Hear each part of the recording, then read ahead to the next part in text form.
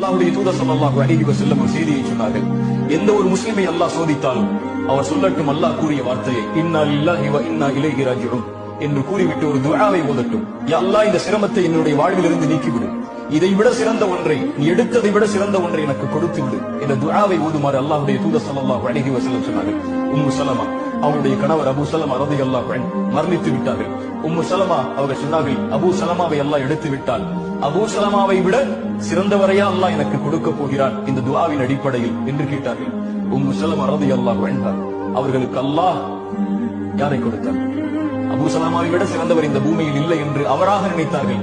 அல்லாஹ் கொடுத்தார். இந்த உலகத்திலேயே அவரை போன்று சிறந்த மனிதர் யாரும் இல்லாத முஹம்மது ரசூலுல்லாஹ் ஸல்லல்லாஹு அலைஹி வஸல்லம்.